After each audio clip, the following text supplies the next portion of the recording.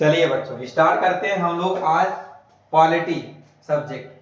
और उसमें स्टार्ट करते हैं कि इसका जो संविधान है इसका इतिहास क्या रहा है, कैसे कैसे संविधान बना है। आपसे जो प्रश्न पूछता है आपको जानकारी केवल उतने की होनी चाहिए कहां से प्रश्न उठते हैं। तो पहला चैप्टर जो संविधान का स्टार्ट होता है उसका नाम है संवैधानिक विकास। जो संवैधानिक विकास चैप्टर है इसमें आपसे पूछ लेता है क्वेश्चन कि बताइए किस एक्ट में क्या बना है या किस एक्ट की क्या विशेषता है। संवैधानिक विकास में यही क्वेश्चन उठता है। और आज हम लोग संवैधानिक विकास में पढ़ते हैं। तो जब हमारा ईस्ट इंडिया कंपनी बन गया था और शासन कर रहा था, जब हमको आजादी का थोड़ा सा रुझान आने लगा और अंग्रेजों ने भी हमारे ऊपर अगर व्यापार के बाद जब शासन करने की ठानी तो उसको एक्ट की मदद से हमारे भारत में लाया गया। मतलब एक्ट इज इक्वल टू कानून। जो कानून बनाया जाता था उस समय वो किसी अधिनियम के तहत बनाया जाता था। और वो अधिनियम क्या कहता है, पहला अधिनियम जो आता है उसका नाम है रेगुलेटिंग एक्ट। जो रेगुलेटिंग एक्ट आया था, रेगुलेटिंग एक्ट कब आया था, ये रेगुलेटिंग एक्ट आया था 1773 में। 1773 में रेगुलेटिंग एक्ट आया था। आपसे प्रश्न ये उठता है कि 1773 के रेगुलेटिंग एक्ट में क्या क्या किया गया, इसकी विशेषता क्या है। तो ध्यान दीजिएगा 1773 के पहले जो बंगाल था उसमें केवल बंगाल का गवर्नर शब्द होता था। जो रेगुलेट करते थे वो कौन रेगुलेट करते थे, बंगाल के गवर्नर। और जो पहले बंगाल के गवर्नर बने थे, बंगाल के गवर्नर जो बने थे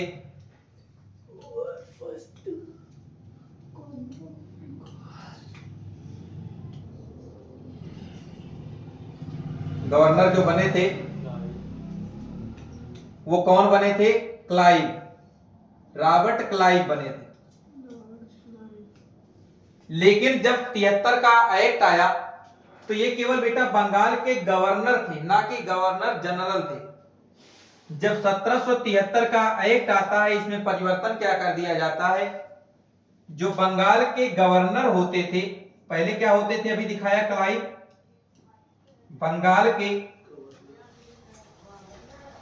गवर्नर, इसको चेंज कर दिया गया। अब क्या कर दिया गया, बंगाल के गवर्नर जनरल शब्द ऐड हो गया। अब बंगाल के गवर्नर जनरल शब्द ऐड हो गया। और मतलब पहले बंगाल होता गवर्नर होता था, अब गवर्नर जनरल होने लगा। और जो बंगाल का पहला गवर्नर जनरल बनाया गया उनका नाम है वारेन हेस्टिंग। Warren Hastings.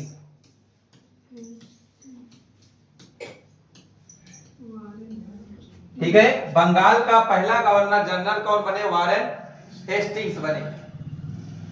अब वारेन हेस्टिंग्स गवर्नर जनरल बन गए और इन्हीं के साथ में 4 सदस्य और इनके साथ जोड़े गए कि 4 सदस्य आपके साथ में रहेंगे।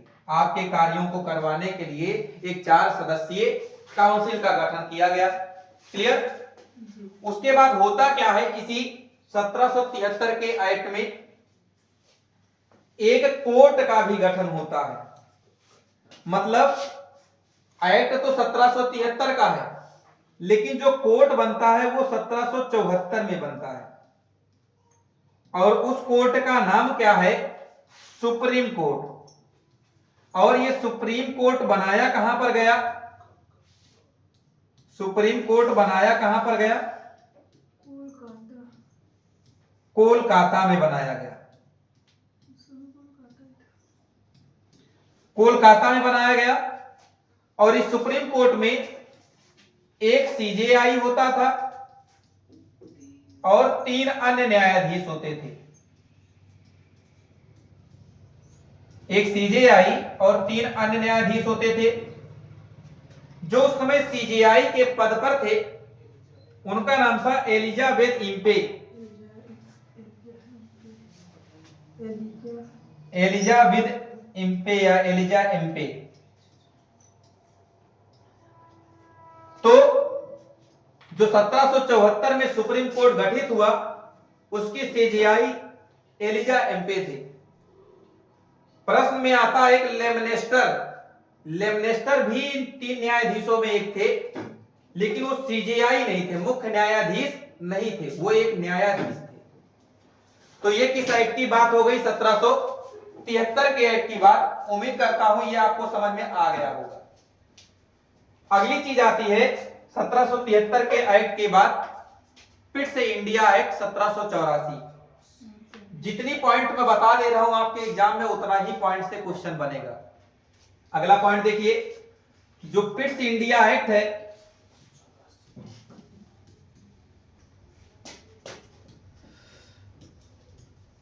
पिट्स इंडिया एक्ट, पहली बात तो क्वेश्चन पूछ लेता है पिट्स इंडिया एक्ट आया कब था, मिलान करने के लिए दे देता है। ये लाया किसने था? एक विलियम पिट थे। विलियम पिट ने इस एक्ट को ले आया था और ये एक्ट आया कब था? 1784 में आया था।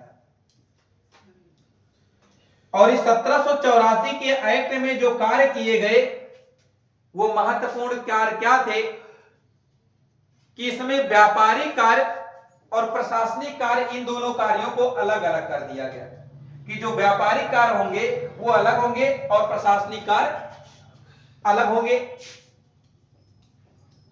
व्यापारिक और प्रशासनिक काम ये दोनों अलग अलग होंगे।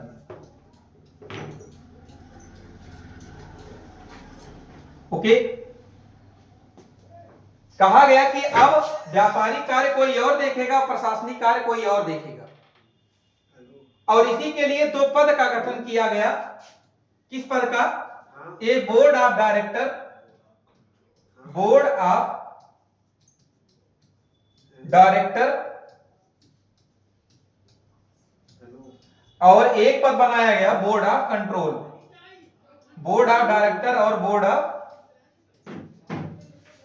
आता है प्रश्न किस एक्ट में बोर्ड ऑफ डायरेक्टर और बोर्ड ऑफ कंट्रोल का गठन किया गया? समझ में आया? तो 1784 के एक्ट में व्यापारिक कार्य, कंपनी के और प्रशासनिक कार्य, ये दोनों कार्यों को अलग कर दिया गया। एक बोर्ड ऑफ डायरेक्टर और बोर्ड ऑफ कंट्रोल के नाम से 2 सोसाइटी आई जो देख रेख करते थे कि कैसे काम हो रहा है।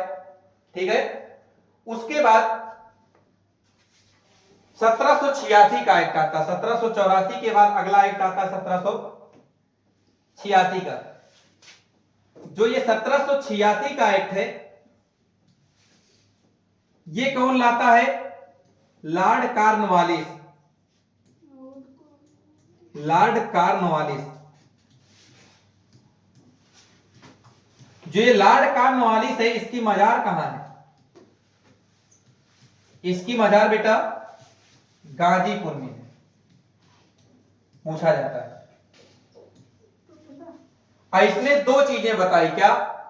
जो गवर्नर जनरल का पद बनाया गया है इसके साथ में 4 सदस्य और थे ना, मैंने बताया था। तो अगर चारों ओर इनकी सहमति होती थी तभी कानून बना सकते थे।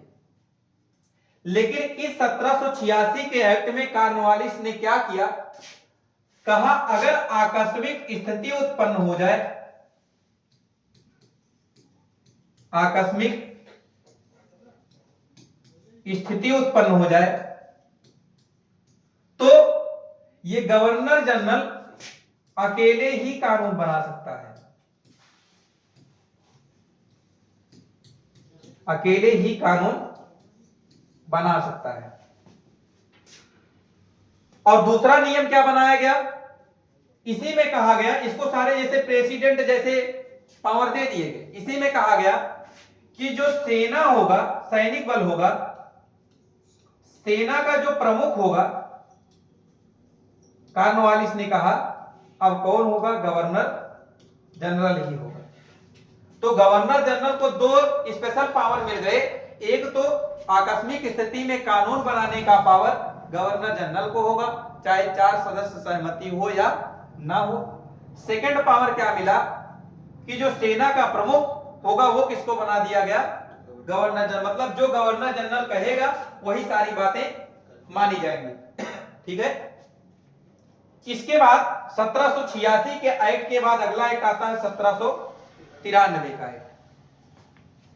जो 1793 का एक्ट है इसमें केवल एक स्पेशल बात आता है सामने 1793 के एक्ट में। वो क्या है? इसी में कहा जाता है कि जो कंपनी थी परमिशन लेके आई थी इतने साल तक हम केवल व्यापार करेंगे फिर वापस लौट आएंगे, इसके लाइसेंस को 20 साल के लिए और बढ़ा दिया गया।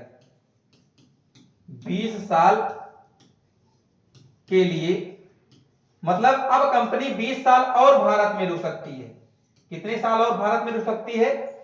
20 साल और भारत में रुक सकती है। केवल एक बात 1793 के एक्ट का इंपॉर्टेंट है, वो यही है कि 1793 के एक्ट में कहा गया कि कंपनी अब 20 साल तक और व्यापार भारत में कर सकती है। इसके बाद एक्ट आता है 1813 का एक्ट। 1813 का जो चार्टर एक्ट है इसमें भी कुछ इंपॉर्टेंट पॉइंट है। इस 1813 के चार्टर एक्ट में सबसे इंपॉर्टेंट बात यह कही गई अंग्रेजों के द्वारा ही कि अब जो लोग अंग्रेज भारत में रहते हैं उनके लिए शिक्षा पर 1 लाख रुपए खर्च किया जाएगा। तो इसी एक्ट में 1813 के एक्ट में क्या कहा गया? 1 लाख रुपए किस पे खर्च होगा? 1 लाख रुपए शिक्षा पर व्यय किया जाएगा। ऐसे के लिए शिक्षा पर व्यय करने के लिए 1 लाख रुपए के लिए काउंसिल बनाया गया और व्यय करना शिक्षा पर स्टार्ट कर दिया। अगला पॉइंट जो इसमें इंपॉर्टेंट आता 1813 के एक्ट में, वो कहते हैं जो चीन देश है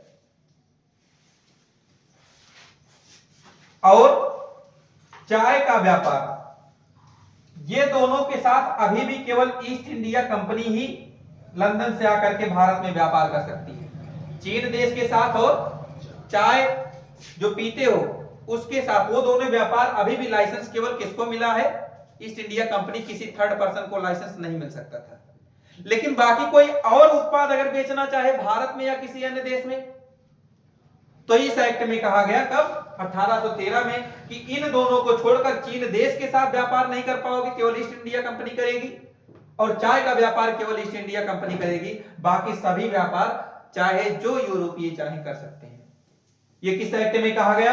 1813 के एक्ट में। उम्मीद रखता हूं 1813 का एक्ट आपका क्लियर हो गया होगा। अब 1813 के एक्ट में थोड़ा और आगे बढ़ते हैं।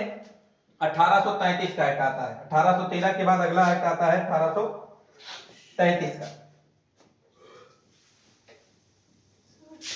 इस 1833 के एक्ट में क्या बात है? क्या बच्चे जो क्या कह रहे हैं कि पीछे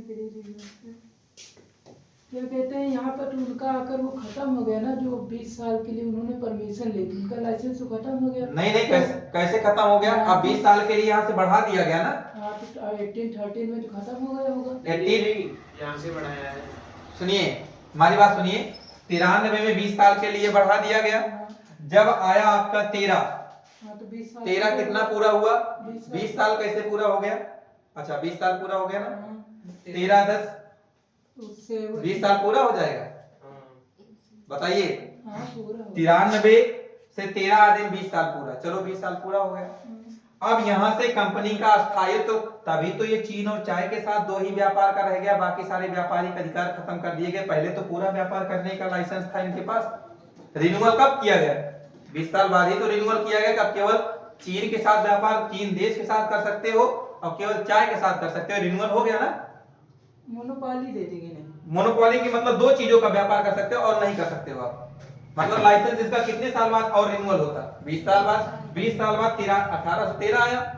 1813 में रिन्यूअल करके क्या कह दिया गया कि अब चीन देश और चाय के साथ व्यापार कर सकते हो और किसी चीज के साथ व्यापार नहीं कर सकते हो। और चीजों का अगर कर सकते हो तो अब केवल ईस्ट इंडिया कंपनी ही नहीं सब कोई कर सकता है। ये चीज ऐसा कहा दिया गया अगली मोनोपोली में। ओके, 1 लाख जो रुपया खर्चा कर रहे हैं शिक्षा पर, वो किसकी शिक्षा पे? अंग्रेजों की शिक्षा पर। ये जो हिंदुस्तानी इनके लिए रही, इनके लिए शिक्षा का प्रावधान बाद में आता है। ठीक है जी, ओके। अगला आता है 1833 का चार्टर एक्ट। जो 1833 का एक्ट है, इसमें क्या बताया गया? 1833 के एक्ट में जो बंगाल का गवर्नर जनरल होता था, यहां पर इसको पूरे भारत का गवर्नर जनरल बना दिया गया। भारत का गवर्नर जनरल बना दिया गया। मतलब अब कोई बंगाल का नहीं होगा, पूरे भारत का रेगुलेट करेगा जो भी गवर्नर जनरल होगा। और बंगाल का जो पहला गवर्नर जनरल बना वो लॉर्ड विलियम बेंटिक बना। लॉर्ड विलियम बेंटिक बनाया गया।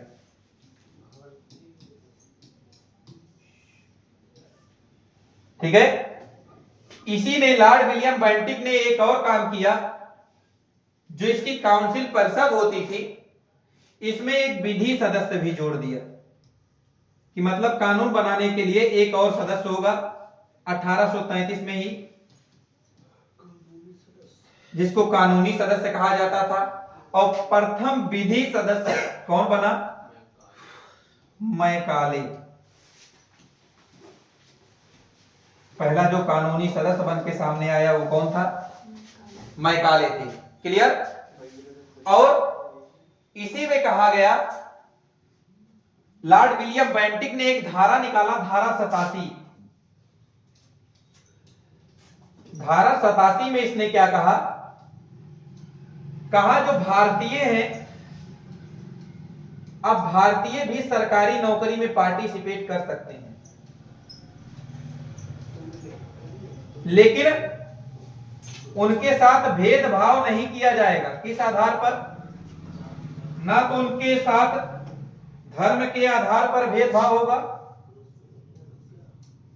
ना तो जाति के आधार पर भेदभाव होगा, ना तो लिंग के आधार पर भेदभाव होगा, ना तो उनके जन्म के स्थान आधार पर भेदभाव होगा, और ना ही वंश के आधार पर भेदभाव होगा। तो कहा गया इन पांचों आधारों पर किसी भी भारतीय के साथ भेदभाव नहीं होगा, और अब ये सरकारी नौकरी में पार्टिसिपेट कर सकते हैं। ठीक है ये हो गया 1833 का चार्टर एक्ट। 1833 के 20 साल बाद फिर एक एक्ट आता है 1853 का एक्ट। और जो 1853 का एक्ट आता है, इसकी दो प्रमुख विशेषताएं थी। एक तो केंद्रीय विधान परिषद का इसमें गठन किया गया, केंद्रीय विधान परिषद का गठन किया गया।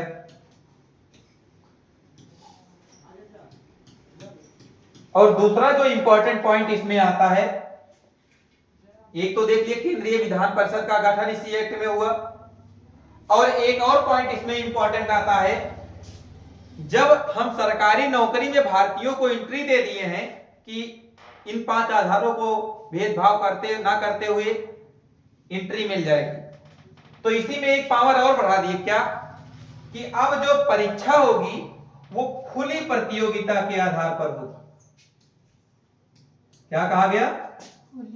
खुली प्रतियोगिता के आधार पर होगी।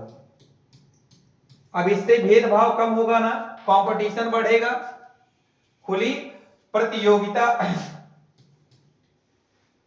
ठीक है, खुली प्रतियोगिता के आधार पर होगी। जो भी जिसको भी कंपटीशन होगा, जो आज कंपटीशन चलता है, उस बेस पर सरकारी नौकरी में एंट्री मिलेगा। अब सोचिए अगर खुली प्रतियोगिता करा देंगे और इंग्लिश में पेपर करा रहे हैं, तो एंट्री किसको मिलेगी? ओनली इंग्लैंड, अंग्रेजों को ही तो मिलेगी। तो अंग्रेजों को तब भी एंट्री ज्यादा मिल रही थी। अच्छा, ये दो बातें कहां थी? 1853 के एक्ट की इंपॉर्टेंट थी। अब आता 1858 का एक्ट। 1858 के एक्ट में 53 के बाद अगला एक्ट कब आता? 1858 में। 1858 के एक्ट में बहुत बड़ा बदलाव हुआ। क्या? कि जो ईस्ट इंडिया कंपनी था, ईस्ट इंडिया कंपनी थी, जो इसको पूरी तरीके से खत्म करके सारा अधिकार किसके पास आ गया? सारा अधिकार जो ब्रिटिश का क्राउन होता उसके हाथों में दे दिया गया कि अब ब्रिटिश का जो भी क्राउन होगा वो देख रेख करेगा पूरा व्यापार का, प्रशासनिक का। अब ब्रिटिश क्राउन तो है लंदन में, तो कर नहीं सकता, तो यहीं पर एक और प्रणाली स्टार्ट की। जो भारत का गवर्नर जनरल होता था, अब वो भारत का वायसराय कहलाएगा। भारत का वायसराय कहलाएगा। और जो भारत के वायसराय पहले बने वो कौन बने? लॉर्ड कैनिंग बने। तो आएगा भारत के प्रथम वायसराय और अंतिम गवर्नर जनरल कौन थे? दोनों यही थे। लॉर्ड कैनिंग भारत के प्रथम वायसराय और अंतिम गवर्नर जनरल दोनों पद पर ही आसीन थे। ठीक है, तो ये क्लियर हो गया। कैनिंग बेटा गलत लिखा है।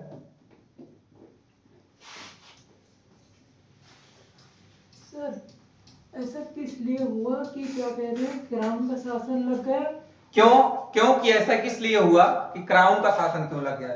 क्योंकि होता ऐसा था, ईस्ट इंडिया कंपनी यहां तो पैसा बहुत कमा रही थी, लेकिन वो फिर भी लंदन के क्राउन से लोन मांग रही थी। तो ये क्राउन को लगा कि कंपनी वहां पर कमा तो बहुत रही है और ले हमसे लोन रही है, इसका मतलब बीच में लोग क्या कर रहे हैं? घोटाला कर रहे हैं। तो इसीलिए संपूर्ण अधिकार इसका खत्म करके अपने हाथों में। ये आज भी होता है कि अगर दूसरे को लग जाए कि हमारे साथ छल कर रहे हैं तो उनका धीरे धीरे अस्तित्व क्या कर दिया जाता है? समाप्त कर दिया जाता है। हुआ था मोमेंटन ऑफ 1857 जिसे हाँ। बोलते हैं 1857 क्रांति। उसका कोई इफेक्ट नहीं कोई इफेक्ट तो बेटा हर जगह पर पड़ेगा, यहाँ भी पड़ेगा, लेकिन उसका इससे रिलेशन नहीं था। ठीक है, लॉर्ड कैनिंग हो गया, भारत के पहले वायसराय बन गए। और ये वायसराय डायरेक्ट किसके टच में रहते थे? क्राउन के। मतलब किस, ये पीए टाइप के थे, पर्सनल असिस्टेंट। मतलब हमेशा किसके साथ रहते थे? वो क्राउन के साथ रहते थे। अगर ये क्राउन के साथ रहेंगे, और क्राउन रहता कहां पर है? लंदन में ना, तो ये भी लंदन में रहेंगे। अब भारत का तो कोई चाहिए जो कार्यभार को संभाल के रखे, तो एक और नए पद का गठन किया गया, भारत सचिव पद का। एक नया पद निकला, कौन सा? भारत सचिव का पद। यह भारत में एक सचिव का भी पद होगा और इनके साथ साथ 15 सदस्य भी होंगे। एक तो सचिव होंगे और साथ में 15 सदस्य होंगे, ऐसा बताया गया।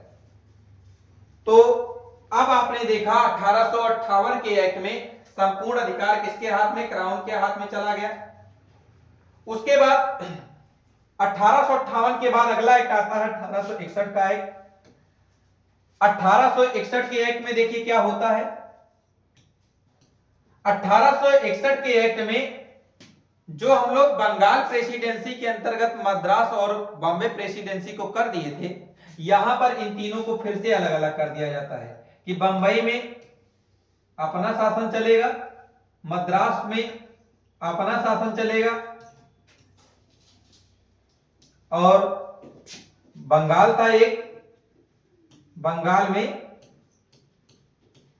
अपना शासन चलेगा। तीनों का शासन अलग अलग चलाएं अपना शासन। ठीक है, लेकिन हुआ क्या? इसको क्या कहेंगे? विकेंद्रीकरण। तो विकेंद्रीकरण की शुरुआत किस एक्ट में हुई? 1861। विकेंद्रीकरण की शुरुआत 1861 में हुई। एक तो विकेंद्रीकरण हो गया और दूसरी बात इसी एक्ट में क्या हुआ कि जो गवर्नर जनरल है उसको एक पावर और दे दिया गया कि गवर्नर जनरल जी, आप आकस्मिक स्थिति में अध्यादेश भी जारी कर सकते हो। अध्यादेश भी जारी कर सकते हो, जिसकी लिमिट कितनी होगी? 6 माह। जो अध्यादेश आपका पारित होगा वो अध्यादेश केवल कितने महीने तक रहेगा? 6 महीने तक। हालांकि आज जो अध्यादेश है वो 6 महीने 6 सप्ताह के लिए हो गया। ओके, तो उस समय गवर्नर जनरल को अध्यादेश जारी करने का प्रावधान दे दिया गया। और अगला एक्ट आता है 1861 के बाद 1892 का एक्ट। जो 1892 का एक्ट था, इसमें दो काम हुए। एक तो कहा गया जो केंद्रीय विधान परिषद है, केंद्रीय विधान परिषद, इसमें भारतीय जो हैं इनको भी शामिल कर लिया गया था। और पहले भारतीय कौन थे जो केंद्रीय विधान परिषद में वायसराय के पद पर बैठे थे? सत्येंद्र प्रसाद सिन्हा थे। सत्येंद्र प्रसाद सिन्हा ये पहले भारतीय थे जो केंद्रीय विधान परिषद में वायसराय के पद पर बैठे। पहले भारतीय वायसराय कौन बने? सत्येंद्र प्रसाद सिन्हा बने। ठीक है, आगे देखिए, ये जो भारतीय होते थे अब केंद्रीय विधान परिषद में, ये प्रश्न पूछ सकते थे। लेकिन कब प्रश्न पूछ सकते थे? किस मामले पर? केवल जब बजट का मुद्दा आता था तो बजट पर ये प्रश्न पूछ सकते थे। लेकिन उसे प्रश्न पूछने के लिए 6 दिन पहले बताना होता था कि हम एक प्रश्न पूछना चाहते हैं। अंग्रेजों से मतलब उस काउंसिल में बताना होता था। 6 दिन पहले एक बता दिए कि हम प्रश्न पूछना चाहते हैं, और जब प्रश्न पूछने का मौका आया तो एक प्रश्न पूछ सकते थे, मतलब पूरक प्रश्न नहीं पूछ सकते थे। एक बार कोई बता दिया, कोई प्रश्न हमने पूछा और उन्होंने आंसर दे दिया, तो हम दोबारा उस पर क्रॉस क्वेश्चन नहीं कर सकते थे। भारतीयों को इतना अधिकार नहीं दिया गया था। क्लियर? और इसी एक्ट में पहली बार निर्वाचन पद्धति की शुरुआत हुई। 1892 के एक्ट में ही निर्वाचन पद्धति की शुरुआत होती है। क्लियर? किस एक्ट में होती है? 1892 के एक्ट में। अगला एक्ट आता है 1919 का एक्ट, जिसको मार्ले मिंटो एक्ट के नाम से भी जानते हैं। सर क्वेश्चन है, जो सत्येंद्र प्रसाद सिन्हा थे वह ये वायसराय थे कि विधान परिषद के सदस्य थे? सत्येंद्र प्रसाद सिन्हा। क्योंकि जब आप ये बता रहे हैं 1860 कितना है 92, उस समय तो क्या कह रहे हैं कि वो थे ना, अभी पीछे जो आपने बताया। ये बेटा इसमें नहीं, सत्येंद्र प्रसाद सिन्हा 1892 में नहीं बने थे। ये 1909 का जो एक्ट है उसमें चल करके बनते हैं। तो अभी ये सदस्य होंगे ना? ये अभी सदस्य के रूप में है। आगे अब जो आगे आएगा 1919 का एक्ट, 1909 का एक्ट, जिसको एक नाम से जाना जाता है मार्ले मिंटो एक्ट। ठीक है, मार्ले मिंटो एक्ट, इसमें भारतीय वायसराय बनते हैं। ठीक है, भारतीय वायसराय कौन बनते हैं? पहले भारतीय वायसराय केंद्रीय विधान परिषद में ये सत्येंद्र प्रसाद सिन्हा बनते हैं।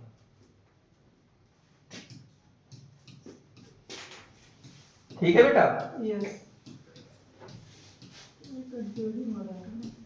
सत्येंद्र प्रसाद सिन्हा बन गए 1909 में। और इस एक्ट में फूट डालो और राज करो का नीति बहुत तगड़े से अपनाया गया। क्यों?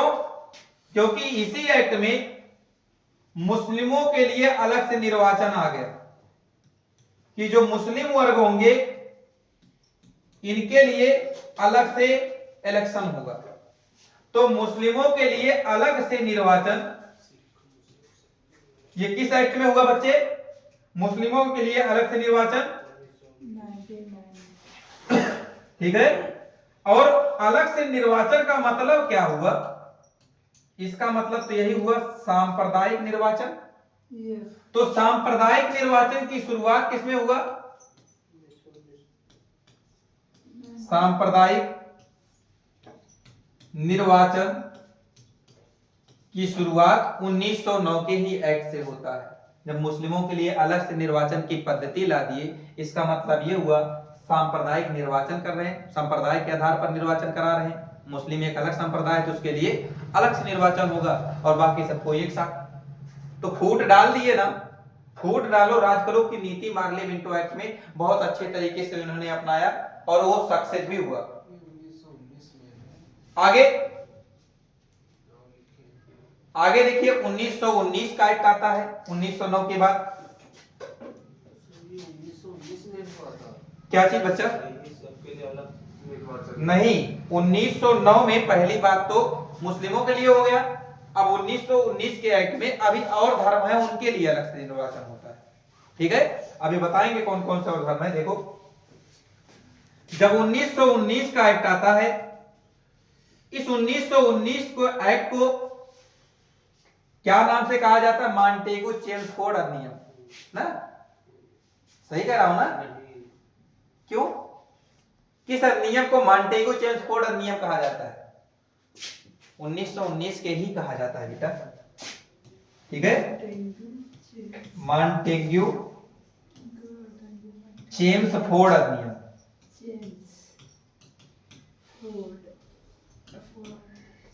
ये बेटा कोई अधिनियम जो बना है इसमें सचिव और वायसराय के नाम से बनता अधिनियम। मॉन्टेग्यू चेम्सफोर्ड अधिनियम। और इस अधिनियम की जो 1919 का एक्ट था, जो मुस्लिमों के लिए अलग से निर्वाचन था, यहां पर निर्वाचन को थोड़ा और विस्तृत कर दिया गया। क्या? जो ईसाई धर्म के होंगे उनके लिए भी अलग से निर्वाचन कर दिया गया। जो पारसी धर्म के होंगे उनके लिए भी अलग से निर्वाचन कर दिया गया। जो यूरोपीय सदस्य होंगे उनके लिए भी अलग से निर्वाचन कर दिया गया। किस एक्ट में किया गया? 1919 के एक्ट में कर दिया गया। सबके लिए अलग से होगा अब निर्वाचन। ठीक है, और साथ ही साथ में सिखों के लिए भी था बेटा। और साथ ही साथ में यहां पर द्वैध शासन की शुरुआत होती है। द्वैध शासन का मतलब क्या हुआ? द्वैध शासन का मतलब हुआ कि अब दो भागों में सारे कार्य को बांटा जाएगा। एक होगा हस्तांतरित कार्य, हस्तांतरित, और दूसरा होगा आरक्षित कार्य। कि मतलब कुछ रिजर्व कार्य होंगे और कुछ ग्रहण किए जाएंगे, हथियाए जाएंगे, दिए जाएंगे, सौंपा जाएगा, कैसा ऐसा कर दो। दो भागों में बांट दिया गया। किस एक्ट में? 1919 के एक्ट में। और इसी में क्या किया गया? सबसे इंपॉर्टेंट पॉइंट 1919 के एक्ट का, प्रांतों में द्वैध शासन स्टार्ट हुआ। मतलब द्वैध शासन हो गया ना, लेकिन ये द्वैध शासन कहां चल रहा था? पूरे भारत में नहीं चल रहा था, ये प्रांत में केवल चला था, अलग अलग प्रांतों में चल रहा था। तो प्रांतों में द्वैध शासन की शुरुआत किस एक्ट के तहत होती है? अगर प्रांतों में द्वैध शासन होगी, स्वतंत्रता कहां पर होगी? पूरे भारत में ना। तो केंद्र में स्वतंत्रता की भी बात कहां की गई है? केंद्र में स्वतंत्रता की बात भी 1919 के नियम में कहा गया है कि केंद्र में स्वायत्तता होगा और प्रांतों में द्वैध शासन। क्लियर है एवरीवन? केंद्र में द्वैध शासन, प्रांतों स्वायत्तता का मतलब समझ लिए ना? ठीक। और इसी एक्ट में प्रत्यक्ष निर्वाचन की प्रणाली स्टार्ट हुई। मतलब डायरेक्ट इलेक्शन होगा। ये किस एक्ट में स्टार्ट हुआ? 1919 में। क्या 1919 का अधिनियम में आप किसी को कोई प्रॉब्लम आ गया ना? जी बताओ। क्या कह रहे हैं कि जो ईसाई है, मतलब क्रिश्चियन होते हैं ना, हाँ, ये तो खुद अंग्रेज थे। हाँ, तो क्या कहते हैं, इन्हें चुनाव मतलब वो वोटिंग के लिए, ये अपने लिए वोटिंग करते थे। मतलब इनका भी एक संगठन था, कुछ ऐसे थे कि यही भारत में रहने लगे, तो ये अपने लिए एक समुदाय अलग से बना लिए। जितने ईसाई लोग हैं उनके लिए भी अलग से निर्वाचन वहां पर करके एक सदस्य, जो एक काउंसिल है, जो केंद्रीय विधान परिषद है, उसमें उनके एक सदस्य को बैठाया जाएगा। तो क्या इसमें मुस्लिम इंक्लूडिंग नहीं थे? मुस्लिम को तो आप है ही, मुस्लिम को पहले ही अलग से कर दिए है ना। मुस्लिम को तो अलग से निर्वाचन पहले से ही स्टार्ट हो गया। अब इनके लिए भी अलग से निर्वाचन होगा। और जो अन्य धर्म थे, बुद्धिस्ट, जैनिज्म, उनके लिए नहीं हुआ था, वो सब हिंदू के अंतर्गत आते हैं। ठीक है, हिंदू के अंतर्गत 6 समुदाय आते हैं। आगे देखो 1919 के बाद अगला एक्ट कौन सा आता है? 1935 का एक्ट। और बहुत ज्यादा इंपॉर्टेंट, बहुत क्वेश्चन इससे आता है। सबसे इंपॉर्टेंट पॉइंट तो केंद्र में द्वैध शासन, जो प्रांत में हस्तांतरित और आरक्षित विषय होते थे, इसको केंद्र स्तर पर कब लागू किया गया? 1935 में। केंद्र में द्वैध शासन, केंद्र में द्वैध शासन की शुरुआत 1935 के एक्ट से होता है। पहला पॉइंट इंपॉर्टेंट। और इसी एक्ट में 1935 के एक्ट से ही जो संघ सूची है और राज्य सूची है, इन दोनों के कार्यों को अलग अलग किया गया। ठीक है, संघ सूची और राज्य सूची के कार्यों को अलग अलग किया गया। और समवर्ती सूची पर कानून कौन बना सकता है? Governor general. कौन बना सकता है बेटा? Governor general. और इसी 1935 के एक्ट के तहत आरबीआई की स्थापना की गई। आरबीआई एक्ट 1934 के तहत की गई, लेकिन अगर पूछेगा किस अधिनियम में की गई तो 1935 के अधिनियम में की गई। कब हुआ? 1 अप्रैल 1935 को। पहले इसका हेडक्वार्टर था कहां पर? कोलकाता में। और 1937 में इसका हेडक्वार्टर चेंज कर दिया जाता है। और कहां कर दिया जाता है? नई दिल्ली। ठीक है, ये आरबीआई की बात हो गई। और इसी एक्ट में और कुछ काम हुए क्या? 1935 के एक्ट में ही आप लोगों ने देख लिया, सिख के लिए अलग से निर्वाचन हो गया, ईसाई के लिए अलग से निर्वाचन हो गया, मुस्लिमों के लिए अलग से निर्वाचन हो गया, लेकिन अभी दलित की बात नहीं आई है। तो 1935 के अधिनियम में जो दलित वर्ग हैं, दलितों के लिए भी अलग से निर्वाचन हो गया। जो महिला होंगी, चाहे वो किसी भी कैटेगरी की हो, महिला का भी अलग से निर्वाचन किया जाएगा। जो मजदूर वर्ग होंगे, श्रमिक लोग होंगे, इनका भी अलग से निर्वाचन होगा। तो इन तीनों का 1935, दलित, महिला और श्रमिक, इन तीनों वर्गों का निर्वाचन अलग से होगा। ये 1935 के अधिनियम में बताया गया। ठीक है, 3 वर्गों का। आगे इसी 1935 के अधिनियम के तहत 1937 में एक सेंट्रल कोर्ट की स्थापना की गई। सेंट्रल कोर्ट की स्थापना की गई कि अब भारत में एक सेंट्रल कोर्ट होगा, संघात्मक न्यायालय होगा। ठीक है, संघ न्यायालय होगा। तो भारत में संघ न्यायालय की स्थापना वो किस एक्ट के तहत हुई? 1935 के एक्ट के तहत हुई। हालांकि हुआ कब? 1937 में। और इसी एक्ट में 1935 के एक्ट में ही वर्मा को भारत से अलग कर दिया गया।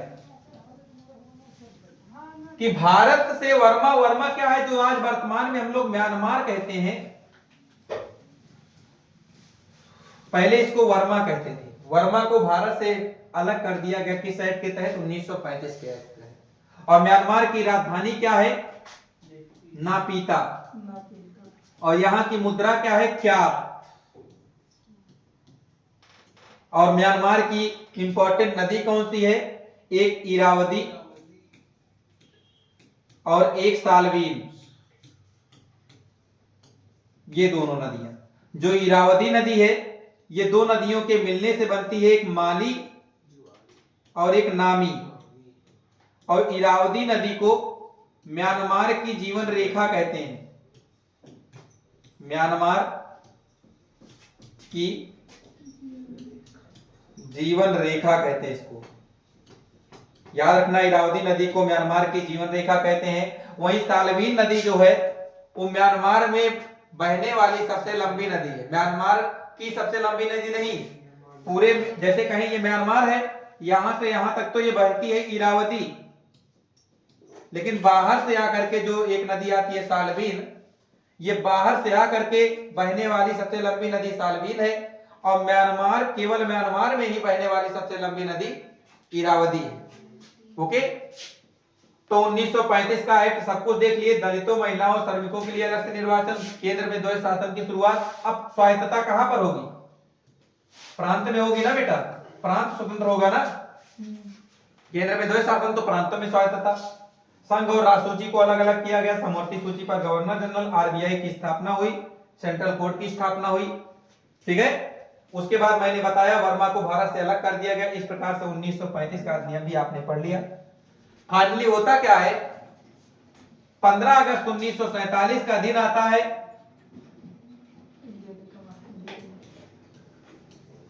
15 अगस्त 1947 का समय आता है, और इसी दिन रात्रि का टाइम था।